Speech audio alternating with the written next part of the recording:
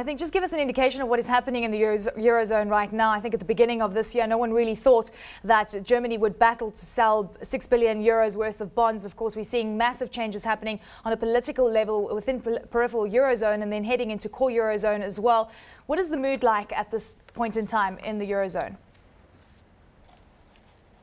Well, I'd definitely say it's very bad, and it's the worst time, which is Thanksgiving, with low liquidity as well.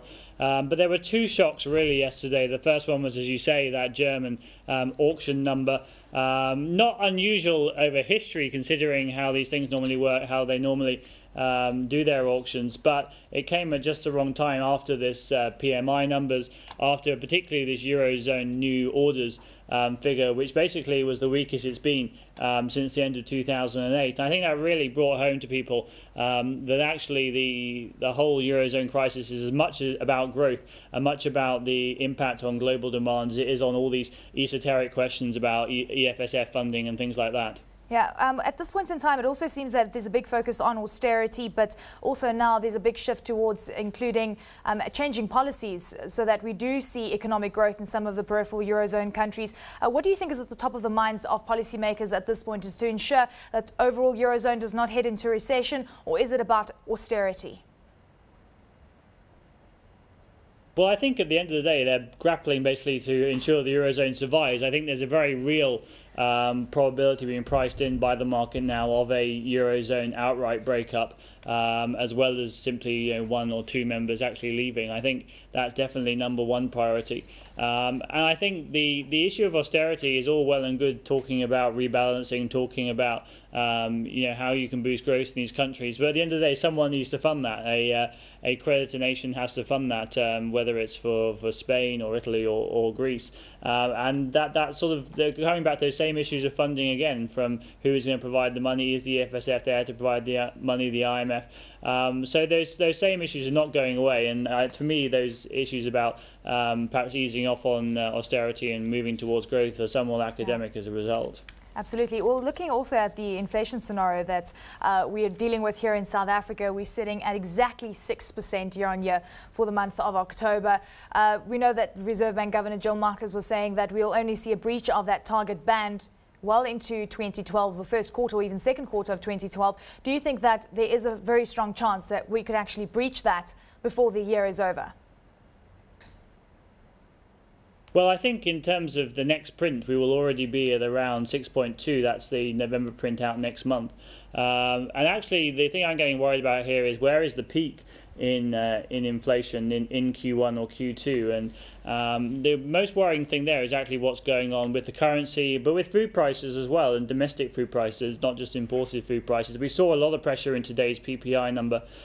We saw a very strong print in the CPI number out recently as well. So that's basically now starting to shift it up in my mind. From the original peak was around 6.3, 6.4. Now we're talking about sort of 6.7. And that's starting to get into the area where the SARB will be worried about inflation expectations. And we saw that highlighted at the last MPC meeting. And so I think really the headline picture is looking a lot worse. The core picture is still very much under control, though. We saw in that CPI number still flat at 3.8 for the general core measure people use, and still no meaningful demand side pressures that are there. Well, Peter, how does this change the interest rate outlook? Because it seems that many market participants were convinced that we could actually see a 50 basis point cut. Many were disappointed. We know that the growth scenario is still looking very benign, only 3% that is expected to be clocked in for 2011. But that still doesn't change the fact that the Monetary Policy Committee needs to target inflation down the line, or else we could be heading into a stagflationary environment. Well, we are in a stagflationary environment already in South Africa, I would say, and they acknowledged that at the last MPC meeting. I think the trouble now is that Rand will be charging weaker and weaker. We'll be seeing the dollar-rand rate moving up towards 9, perhaps even through 9 through the end of this year, until we start seeing QE3 and QE from the ECB. Until we get those two things, I think Rand will be quite a lot weaker. It's once you get those two factors, I think you can start seeing the inflows into South Africa, and that's perhaps when some of that CPI pressure urges off. But before that time, you cannot see any cut Peter, at all, I think, from the SARB. What about, you mentioned the rand getting weaker and weaker, and one thing that perhaps actually assisted in its weakness this week is the fact that Parliament has passed the secrecy bill, so to speak. At least that's what it's called.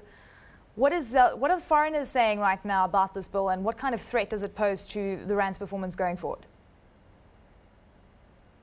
Well, I think actually most portfolio investors have not really been that overly concerned by it, not taking that much notice of the event. It's not a new thing. It's been discussed about for the last year or so. I think it still, though, plays into this more general concern about long-run FDI investors. When they look at the setup in South Africa, they look at competitiveness, and things like transparency and institutional frameworks, that sort of thing, do play into those considerations, particularly from Japanese investors, actually, who are very hot on these sorts of issues. So it plays into those longer run FDI type investors much more than portfolio investors that would affect the rand, I think. I don't think we can really label the weakness we saw this week in the rand to what was going on in Parliament.